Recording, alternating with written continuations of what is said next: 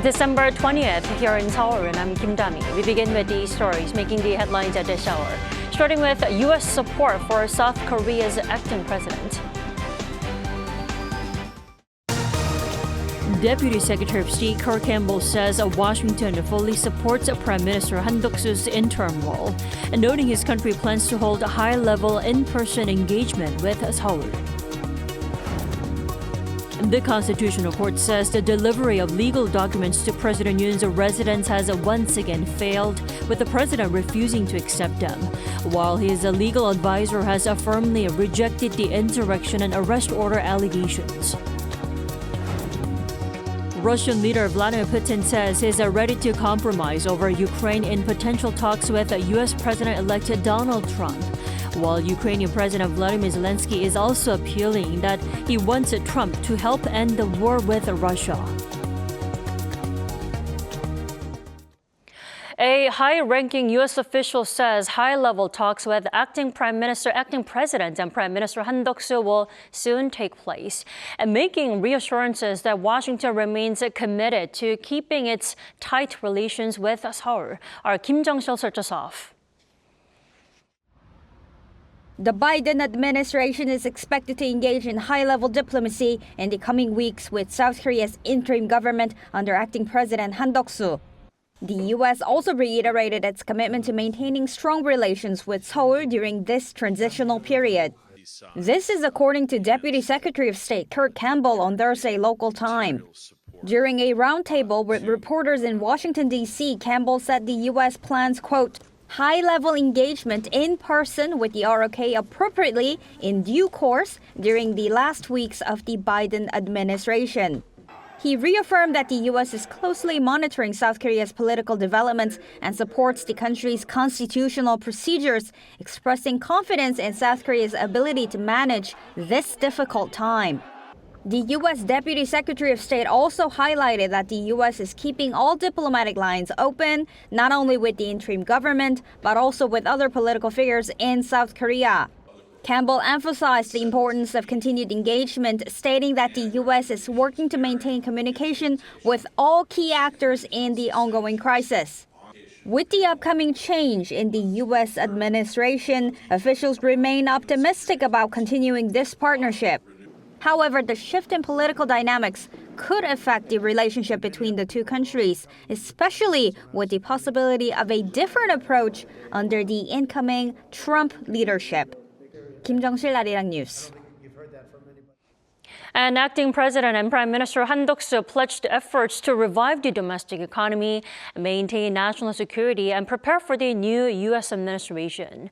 This came on Friday during a high-level consultation meeting between the government and the ruling People Power Party, the first held in 3 months, to discuss the country's economy, foreign affairs, security, and public welfare. Amid economic hardships, the interim leader said the government will concentrate its allocation of next year's budget in the first half of the year to support small firms, socially disadvantaged groups, and to alleviate the financial burden suffered by ordinary citizens. Now, on foreign relations, Han emphasized that the government will establish trust between Seoul and Washington and their trilateral ties with Japan and other partner nations. Han said Seoul will ensure there's no security vacuum based on the ironclad South Korea-U.S. alliance and will prepare for the incoming Trump administration. And Han said amid domestic and global challenges, the government will partner with the ruling party to stabilize governance and support the public. Now, according to the Constitutional Court, the president is rendering difficult the process of serving legal documents by refusing to accept them. And meanwhile, President Yoon's lawyer denied all allegations of insurrection and arrest orders. Our Peunji has more. The Constitutional Court, which has started to discuss the early stages of President Yoon Suk-yeol's impeachment trial, said Thursday that it has again failed to deliver legal documents to Yoon's residence as the president refuses to accept them. This is the third time that the president has refused to receive documents related to his impeachment trial. The Constitutional Court has been repeatedly sending such documents to both the presidential office and Yoon's residence, but all have gone undelivered. The court said Thursday that if President Yoon continues to refuse to accept these documents, it will announce its position on Monday on whether the president's action should be regarded as deemed delivery. Meanwhile, Seok Dong-hyun, a lawyer for President Yoon and his longtime friend, said Yoon never ordered anyone to be arrested on the night of the martial law. The president himself is also a lawyer. From what I've heard, he never used terms such as arrest or drag someone out. His remarks come after military and intelligence officials have said President Yoon gave orders to arrest lawmakers, including prominent political figures, such as the ruling party leader Han Dong-un and the main opposition party leader Lee Jae-myung. According to the National Intelligence Service Deputy Director, Yoon reportedly said they must use this chance to arrest them and wipe them out when martial law was imposed. In a separate briefing earlier in the day, President Yoon's attorney also told reporters that Yoon never considered or agreed with the idea of insurrection. As a president, he has neither considered nor agreed with the crime of insurrection. Since he has never had such thoughts, it will be regarded that he does not agree with those thoughts. Seok also said Yoon is willing to represent himself in legal proceedings related to his brief imposition of martial law. He added that although Yoon remains apologetic for declaring martial law on December 3rd, he has a clear and confident position on the issues. After President Yoon was suspended from his duties following the parliament's vote last Saturday, all eyes are now on whether the Constitutional Court will remove him from office or restore his presidential powers. 배은지, Arirang News. And the prosecution has begun search and seizure procedures at a specialized police unit and the Defense Ministry's Investigation Bureau over the martial law order, which could trigger a fresh feud among the three investigation bodies. Our An Seung-jin reports. The prosecution special investigative team has begun a search and seizure procedure on the National Police Agency's National Office of Investigation, with a particular focus on the Investigation Planning and Coordination Division. On Thursday, the prosecution office confiscated the telephone of Woo Jong-soo, the head of the National Office of Investigation. This comes as prosecutors partially forewent their investigation into the declaration of martial law, handing over the investigation into President Yoon Suk-yeol and former Interior Minister Lee Sang-min to the Corrupt Investigation Office on Wednesday. The National Office of Investigation is currently under allegations that it deployed homicide detectives to arrest key political figures on December 3rd, following orders from the Defense Counterintelligence Command. The police have admitted that they received a call asking for officers who could control what was described as the chaotic situation in Yeouido. Though they said that they provided a list of detectives, it is unclear whether these officers were dispatched to the scene. The National Office of Investigation is the organization currently investigating the president. Experts suggest that this move may just be a legal obligation. Though there are multiple stakeholders involved, for public institutions, it is important that they carry out their legal authority, which may, in this case, involve an investigation. What these prosecutors are looking into may not be the current team that is investigating the president. They're investigating the team that may have deployed those detectives during the martial law declaration. So there would be no problem on the surface, as it would be the prosecutor's authority to look into these allegations. In addition to the police, prosecutors are also investigating the Defense Ministry's Investigation Bureau and the Seoul Yeongdeungpo Police Station. The Corruption Investigation Office for high-ranking officials has also been investigating the head of the Seoul Yeongdeungpo Police Station, questioning him regarding the deployment of detectives. An Seung-jin, Arirang News. Legal procedures looking into the December 3rd martial law order are in full swing, with the Constitutional Court holding its first deliberation on Thursday. Let's cover the latest on the impeachment trial with attorney Cho Ji-yoon this morning. Welcome to the program. Thank you. So the trial is still in the early stages of review, but what could have been discussed in the first deliberation yesterday? This Thursday's session was the Conference of Justices, a procedural meeting where all Constitutional Court justices convene to exchange views on the key issues of a certain case. Well, Deliberation was, please go ahead. Yes. Deliberation was held closed door according to the Article 34 of the Constitutional Court Act.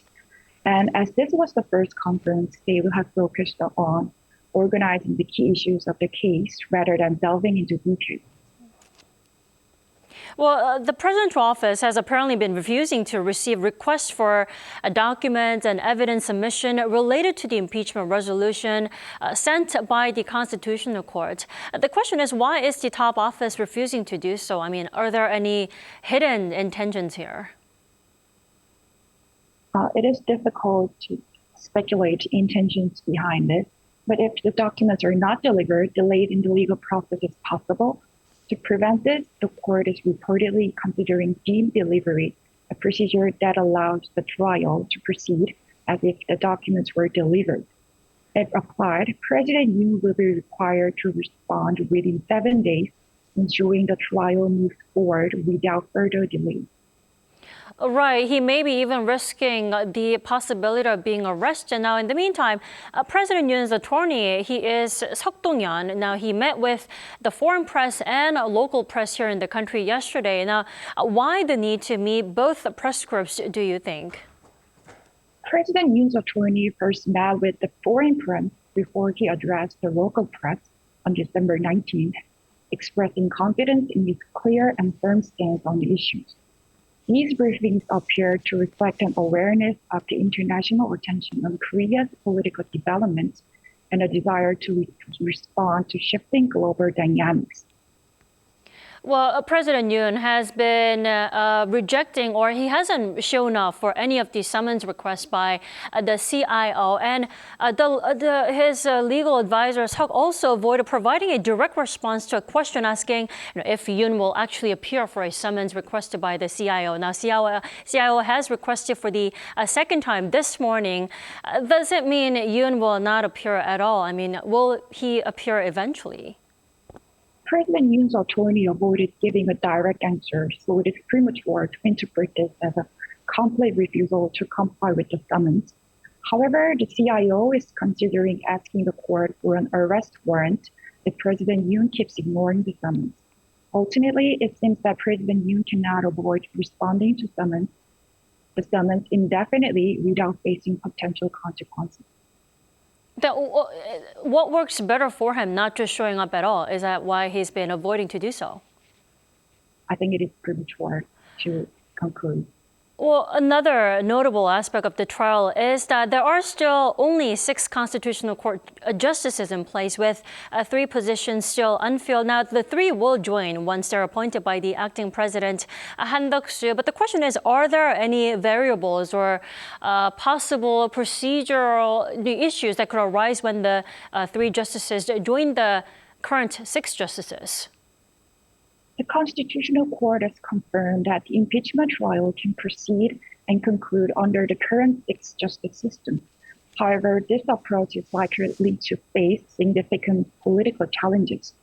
It seems unlikely we'll see 3 more justices added soon, as ruling and opposition parties dispute whether Prime Minister Han Duck-soo has the authority to appoint them. Alrighty, thanks so much for your time and your insight this morning. We appreciate it.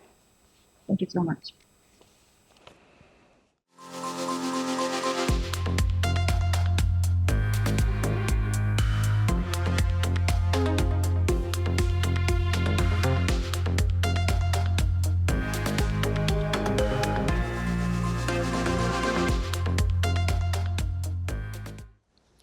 The leaders of the 27 European Union countries strongly condemned North Korea for its deployment of troops to assist Russia in their war efforts against Ukraine. In a joint statement adopted on Thursday at the EU summit held in Brussels, the 27 EU member leaders condemned North Korea for aiding Russia's war of aggression against Ukraine. The statement also pointed out that the arms trade and deepening military cooperation between Moscow and Pyongyang, as well as Tehran. The EU leaders said North Korea's deployment of troops represents an international escalation, and they also called on countries to stop direct and indirect support for Russia. And Russian President Vladimir Putin held his end-of-year press conference on Thursday, where he claimed that his 25 years of governance has protected his country.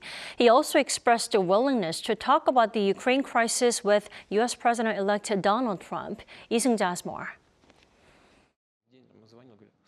Russian President Vladimir Putin on Thursday held his annual end-of-year press conference, which lasted for 4.5 hours. During that time, the Russian leader emphasized that Russia is getting closer to achieving its primary goals in Ukraine, while also noting that the country's economy is stable. When a BBC journalist asked Putin whether he has protected Russia over the 25 years of his rule, the Russian leader said not only has he protected his country, but brought it back from the edge of the abyss. Putin also said that Russia has not been defeated in Syria, adding that Moscow has made an offer to the new ruling government in Syria in regards to Russia's military bases in the country. He's also indicated that he's going to meet with the ousted former Syrian leader Bashar al-Assad. However, in the wide range of topics that he discussed in front of the journalists, there was no mention of North Korea.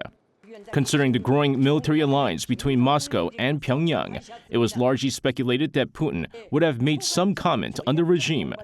Despite growing evidence and reports of North Korea's involvement in Russia's war efforts, both Moscow and Pyongyang have been silent on the matter. Meanwhile, during a press conference after attending the EU summit in Brussels, Ukrainian President Vladimir Zelensky called on U.S. President-elect Donald Trump to stand on Ukraine's side. Calling Trump a strong man, he says Trump's support for Ukraine is very important to Zelensky. Zelensky also took the opportunity to slam Putin at the press conference, calling him both dangerous and crazy, adding that he loves to kill. Zelensky attended the meeting of 27 EU leaders on Thursday to discuss potential plans for next year when Trump returns to the Oval Office. Trump has indicated that he seeks to end the war. Lee Seung-jae, Arirang News.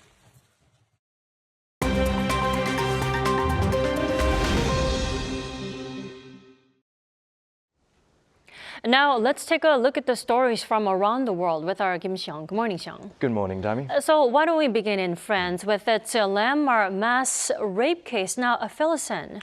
Yeah, that's right, Dami. A French court has handed down a 20-year sentence to the man who for almost a decade repeatedly drugged and raped his wife and invited dozens of strangers to take part. Dominique Pelicot was found guilty of all charges on Thursday for the crimes against his wife Gisèle Pelicot. A panel of judges in Avignon, south of France, sentenced 72-year-old Dominique Pelicot to the maximum term in the landmark case, while the 50 other co-defendants were each found guilty of at least one charge, including rape, attempted rape or sexual assault, receiving 3 to 15 years in jail. Now, Gisèle Pelicot, who sat in the packed courtroom to hear the sentencing, said that this trial was a very difficult ordeal, while adding that she never regretted the decision to make the case public so that society can be aware of the debates that were held in the courtroom. She also said that she now has confidence in society to build a future where men and women can live in harmony through mutual respect. Moving over to Nigeria, 35 children have been killed in a crowd crash at a Christmas funfair in the country's southwest city of Ibadan, after over 5,000 children reportedly gathered at the event's venue on Wednesday. A police spokesperson said on Thursday that 8 people have since been arrested for their various involvement in the crash, and at least 6 children remained hospitalized after serious injuries. The crash on Wednesday happened at an end-of-the-year Christmas funfair, where the organizers had promised to give 5,000 naira, or some $3, and free food to 5,000 children.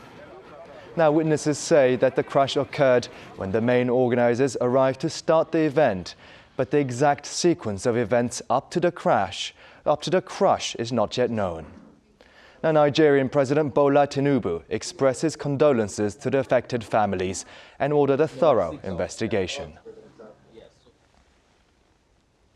In the U.S., workers across 7 Amazon facilities in California, Georgia, Illinois, and New York went on strike on Thursday, aiming to pressure the e-commerce giant into contract negotiations. The strike was organized by the Teamsters Union, which says it represents some 10,000 workers at 10 Amazon facilities. Now, Amazon currently employs some 800,000 workers in its U.S. warehouses. The union said it had previously given Amazon until Sunday for contract talks, a deadline ignored by the company. Teamsters President Sean O'Brien said in a statement that if disruptions, such as delays in delivery of goods, occur, customers should blame Amazon's insatiable greed. Belgium will become the first country in the European Union to ban disposable electronic cigarettes from the 1st of January next year.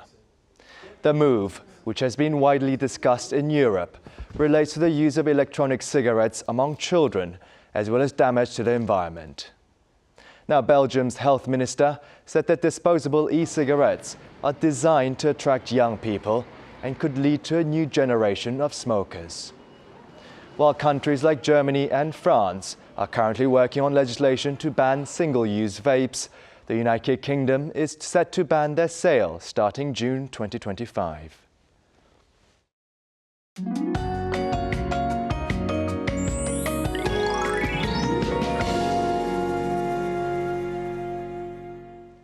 It's a more comfortable morning to start off Friday, but there is snow in the forecast from the west tonight, expanding nationwide overnight. Central regions and Jeollabuk-do province could see 8 to 10 centimeters of heavy snowfall. Stay safe on the roads through tomorrow afternoon. Snow will bring icy cold temperatures to much of the country again tomorrow, which is winter solstice, before we wake up to a bitterly cold morning on Sunday. Bundle up with multiple layers if you have outdoor plans this weekend. This afternoon, temperatures will be similar to slightly higher, topping out at 5 degrees here in Seoul. But the capital area in Chungcheongdo province could see dust levels rising as the day goes on. Busan gets up to 11 degrees with a dry weather advisory remaining in place for the port city and the East Coast regions. Next week looks more promising under mostly sunny skies in many parts of Korea, and temperatures should be around the norms on Christmas Eve and Christmas Day. Well, that's Korea for you, and here's a look at the international weather conditions.